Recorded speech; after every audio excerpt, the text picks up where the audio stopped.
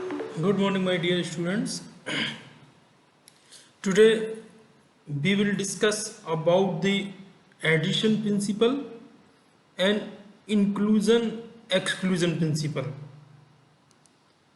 So हमने इससे पहले लास्ट लेक्चर में टाइप्स ऑफ सेट्स किए थे, उसके अंदर हमने टाइप्स ऑफ सेट्स के अंदर एक सेट किया था disjoint sets. So what is the meaning of disjoint sets? कि let A and B are two sets, then A intersection B equal to phi. That means no common element between A and B is called the disjoint set. So हम यहाँ disjoint sets के ऊपर ही हम addition principal को देंगे कि suppose करो कि दो सेट हैं A एंड B, कोई भी दो सेट है ए एंड बी, कोई दो सेट हैं जो जो टास्क ए के अंदर और बी के अंदर कोई भी एलिमेंट कॉमन नहीं है. दैट मीन्स दोनों की दोनों सेट्स अगर डिसजॉइंट है तो कोई भी दो सेट है अगर वो डिसजॉइंट हैं, सो उन दो सेट्स के एलिमेंट्स की अगर हमें काउंटिंग करनी है तो हम क्या करते थे?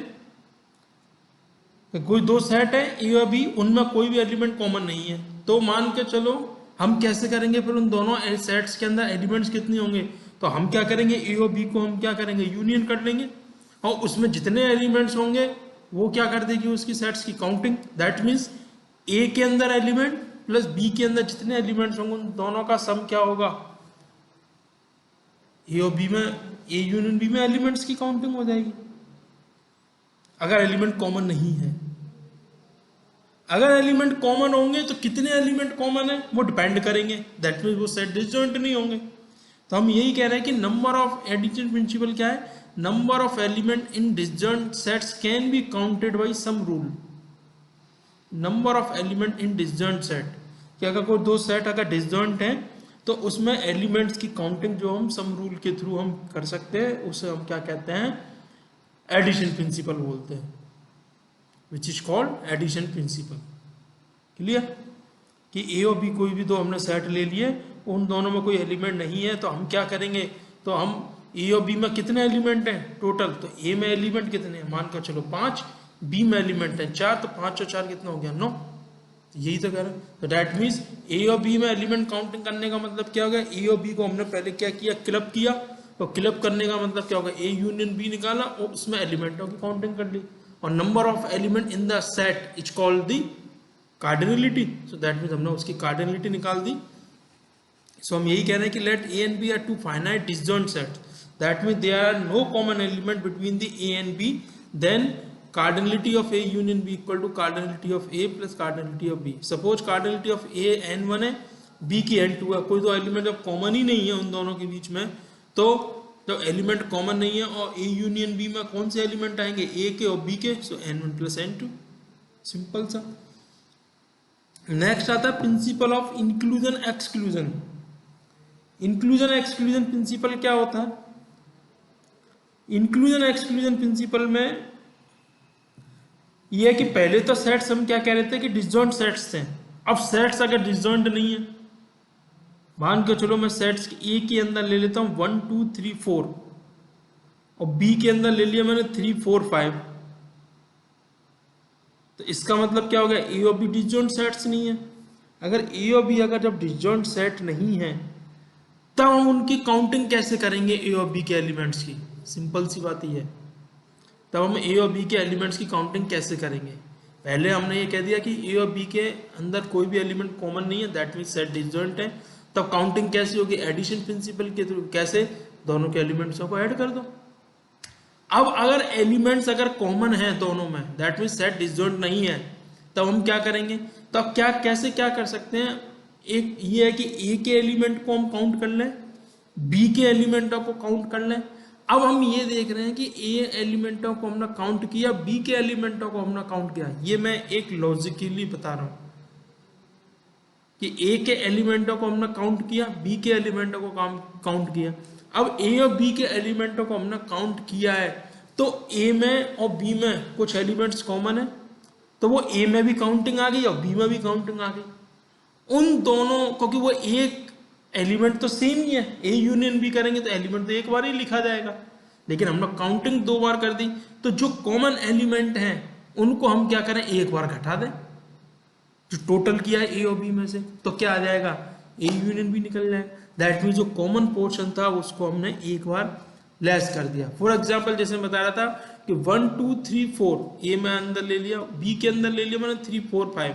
अब ए के अंदर कितनी कार्डिनलिटी है, 4, 1 2 3 4, और बी के अंदर कितनी है, 3 4 5 3 cardinality. So cardinality of A is 4, cardinality of B is 3, 4 और 3 7। अब कॉमन एलिमेंट कितने हैं, तो अगर 3 4 ए में भी काउंट कर लिए, 3 4 बी में भी काउंट कर लिए। कॉमन कितने हैं, दो एलिमेंट, माइनस का 2, तो 5। अगर हम इसका सेट बनाए ए यूनियन बी को, तो कैसे लिखेंगे, 1 2 3 4, ए के आगे बी का 3 4 ऑलरेडी है, 5 क्या आया, 5 ही तो सेट की, यही है। इसे हम कहते हैं प्रिंसिपल ऑफ इंक्लूजन एक्सक्लूजन। अब इसमें इंक्लूजन एक्सक्लूजन का मतलब क्या निकला, इंक्लूजन का मतलब ए प्लस बी हमने किया तो इंक्लूजन हो गया, माइनस का ए इंटरसेक्शन बी, तो जो कॉमन एलिमेंट है उसको हमने एक्सक्लूड कर दिया, तो इसलिए हम इसको बोलते हैं प्रिंसिपल ऑफ इंक्लूजन एक्सक्लूजन। तो एडिशन प्रिंसिपल था वो डिसजॉइंट सेट्स के लिए था, जबकि प्रिंसिपल ऑफ इंक्लूजन एक्सक्लूजन जो है वो किसके लिए है, जब सेट डिसजॉइंट नहीं है। If sets are not disjoint then sum rule can be generalise. तो हम क्या करें, अगर सेट डिसजॉइंट नहीं है तो जो सम रूल है, दैट मीन एडिशन प्रिंसिपल है, उसको हमने जनरलाइज किया, विच is called principle of inclusion exclusion. अब इसमें एक थ्योरम है, जैसे मैंने अभी प्रूफ करके बताता हूँ इसको। Let A and B are two finite set, then cardinality of A union B equal to cardinality of A plus cardinality of B minus cardinality of A intersection B. जैसा कि मैंने अभी बताया, 4 + 3 - 2। लेकिन इसका हमें प्रूफ कर चाहिए, तो हमने क्या किया, इसका वेन डायग्राम बनाया।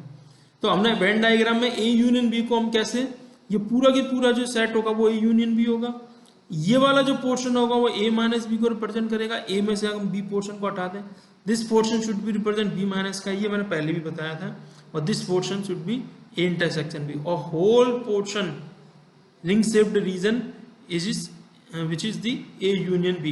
So A union B can be written as A minus का भी union this portion, और ये सारे के सारे पोर्शन जो होंगे म्यूचुअली डिसजॉइंट होंगे। क्या होंगे, म्यूचुअली डिसजॉइंट होंगे, क्योंकि एलिमेंट कॉमन ही नहीं होंगे। सो A माइनस बी इंटरसेक्शन भी B माइनस का या पेयर वाइज डिसजॉइंट या म्यूचुअली डिसजॉइंट होंगे। अब अगर ये डिसजॉइंट होंगे तो तो हम एडिशन प्रिंसिपल को लगा सकते हैं। तो हम अगर एडिशन प्रिंसिपल को इसमें लगाऊंगा तो क्या आ जाएगा, यूनियन वाले साइन किसमें, प्लस में कन्वर्ट हो जाएंगे बाय दी एडिशन प्रिंसिपल। तो एडिशन प्रिंसिपल में यही तो है कि ए और बी डिसजॉइंट होने चाहिए, तो यहाँ ये तीनों के तीनों से डिसजॉइंट है, प्लस में आ गए।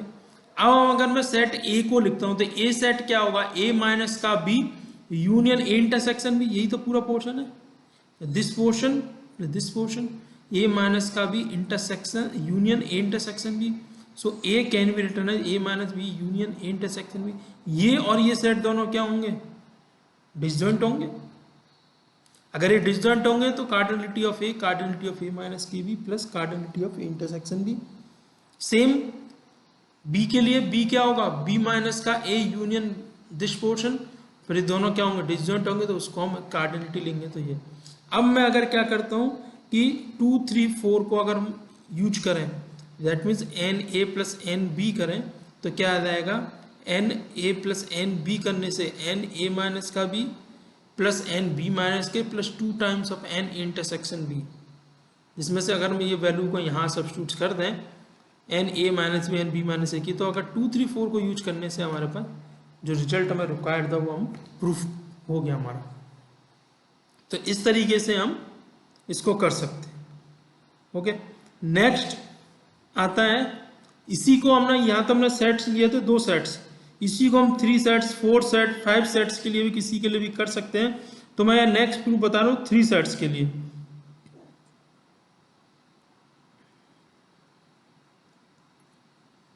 3 सेट के लिए, if A B C are finite sets then N nullity cardinality of A union B union C is equals to cardinality of A, cardinality of B, cardinality of C minus cardinality of A intersection B minus cardinality of B intersection C minus cardinality of C intersection A plus cardinality of A intersection B intersection C।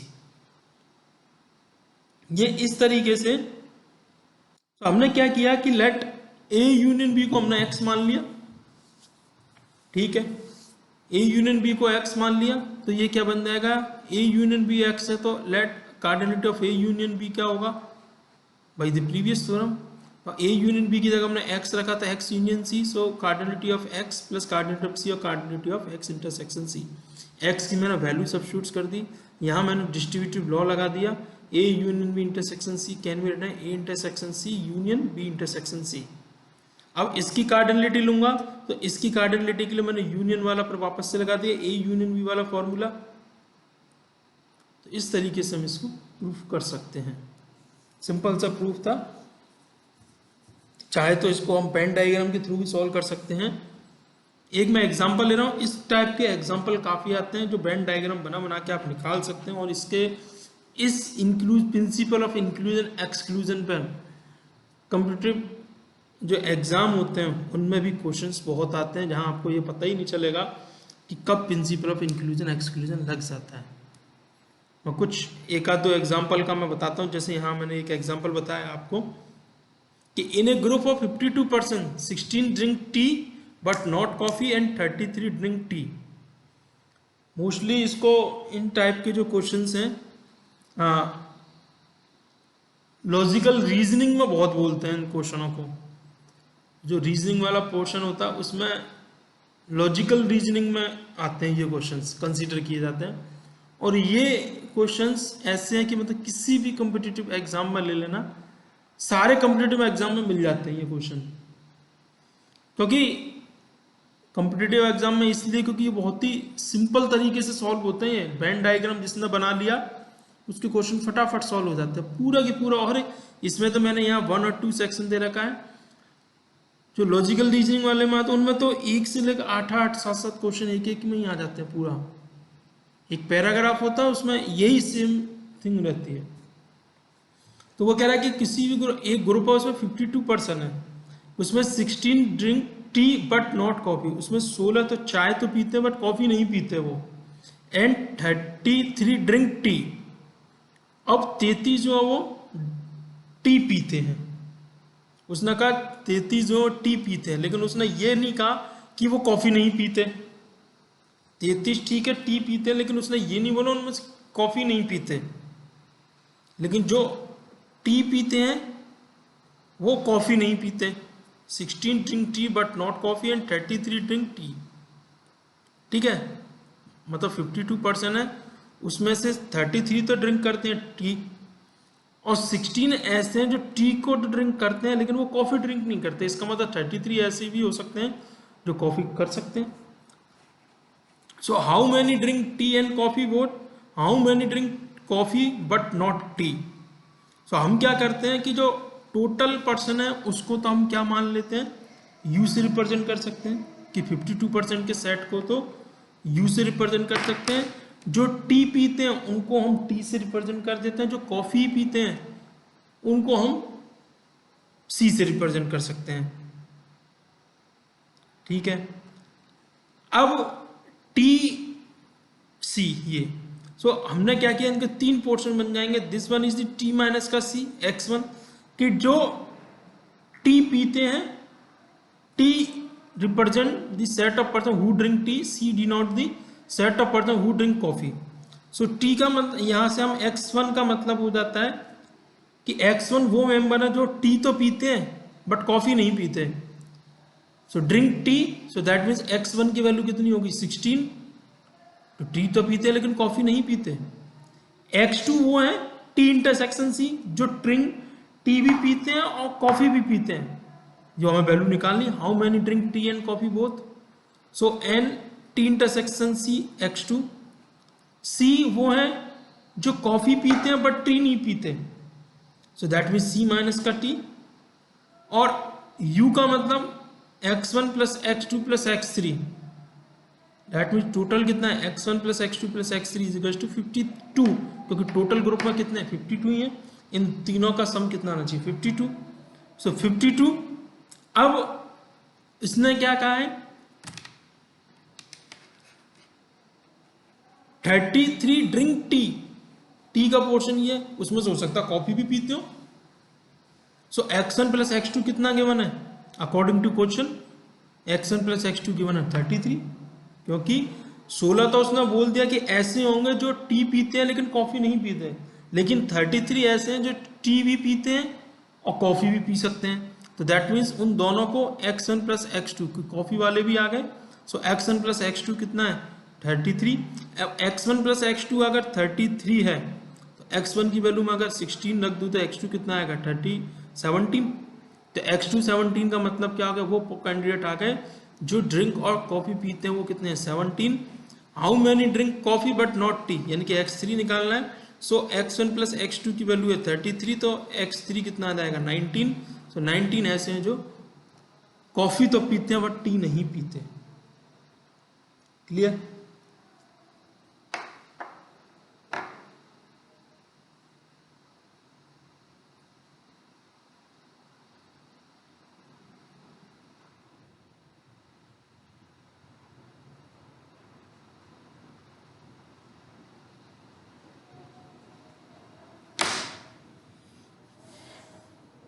अगर आप इनका total करके देखें तो देख सकते हैं x1 की वैल्यू 16, x2 की वैल्यू 17 और x3 की वैल्यू 19।